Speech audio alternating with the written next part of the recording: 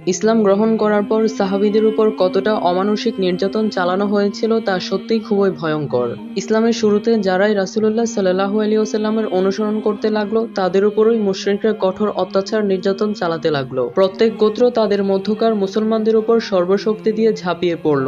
তাদেরকে জেলে বন্দী করে রেখে মারপিট করত, পিপাসায় অবর্ণনীয় কষ্ট দিত, আবার দ্বিপ্রহরের প্রচন্ড গরমের সময় মক্কার উত্তপ্ত গরম মরুভূমিতে শুয়ে দিয়ে নির্যাতন চালাতে লাগলো।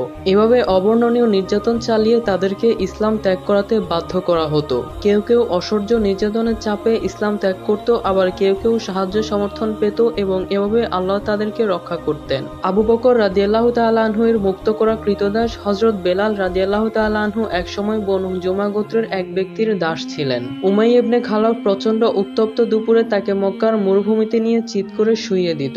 অতঃপর তার বুকের উপর বিশাল বিশাল পাথর চাপা দিয়ে রেখে দিত। তারপর তাকে বলা হতো, মুহাম্মদকে অস্বীকার কর, আর তা না হলে মৃত্যু পর্যন্ত তোকে এভাবেই থাকতে হবে। এমন কঠিন যন্ত্রণা ভোগের মুহূর্তেও বেলাল রাদিয়াল্লাহু তাআলা আনহু বলতেন, আহাদ আহাদ, অর্থাৎ আল্লাহ এক, আল্লাহ এক। এভাবে নির্যাতন ভোগের সময় যখন আহাদ উচ্চারণ করতেন তখন মাঝে মাঝে ওয়ারাকা ইবনে নওফেল তার কাছ দিয়ে যেতেন। বেলালের ওই কথা শুনে ওয়ারাকা ইবনে নওফেলও সাথে সাথে বলতেন, আল্লাহর শপথ, হে বিলাল, সত্যিই আল্লাহ এক, আল্লাহ এক। এরপর ওয়ারাকা ইবনে নওফেল উমাইয়া ও বেলালকে নির্যাতনকারী অন্যান্যদের কাছে যেয়ে বলতেন, এই বেলাল হযরত মুহাম্মদ সাল্লাল্লাহু আলাইহি ওয়াসাল্লামের প্রতি ঈমান এনেছে, আর এই কারণেই কি তোমরা তাকে হত্যা করে ফেলবে?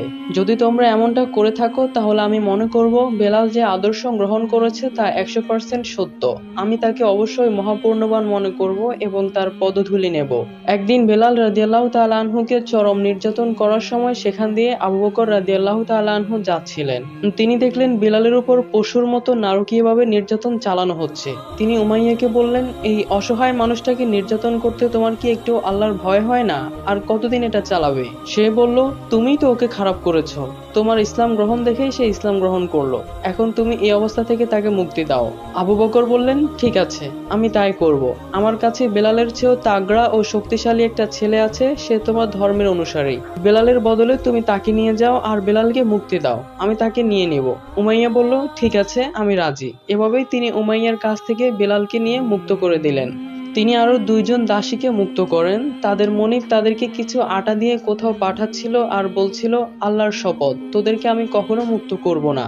তখন আবু বকর রাদিয়াল্লাহু তাআলা আনহু সেখান দিয়ে যাচ্ছিলেন। তিনি কথাটা শোনা মাত্র বললেন, হে অমুকের মা, তুমি শপথ ভঙ্গ করো। সে বলল, কি বলছো? শপথ কেন ভাঙবো? তুমি তো ওদেরকে খারাপ করেছো, এখন তুমি মুক্ত করো।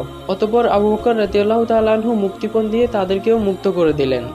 বনু মাখজুম গোত্রের লোকেরা আম্মার ইবনে ইয়াসার ও তার পিতামাতাকে তপ্ত দুপুরের সময় মক্কার উত্তপ্ত মরুভূমিতে নিয়ে নির্যাতন করত।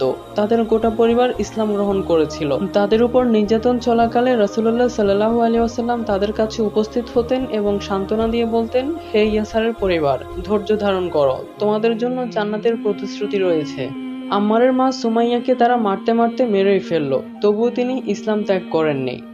আর পাপিষ্ঠ আবু জেহেল যখনই শুনত যে অমুক ইসলাম গ্রহণ করেছে, অমনি তার বিরুদ্ধে পুরুষদেরকে উস্কিয়ে দিত।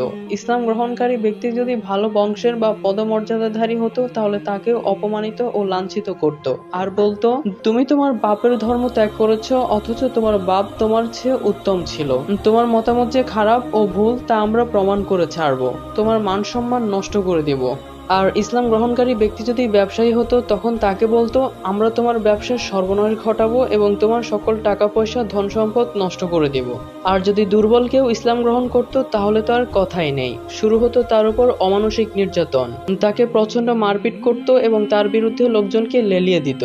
সাঈদ ইবনে জুবাইর বলেন, আমি আব্দুল্লাহ ইবনে আব্বাসকে জিজ্ঞেস করেছিলাম যে মুশরিকরা রাসূলুল্লাহ সাল্লাল্লাহু আলাইহি ওয়াসাল্লামের সাহাবাদের উপর কেমন নির্যাতন করত। তিনি বললেন, তারা তাদেরকে প্রচুর প্রহার করত এবং অনাহার ও পিপাসায় কষ্ট দিত।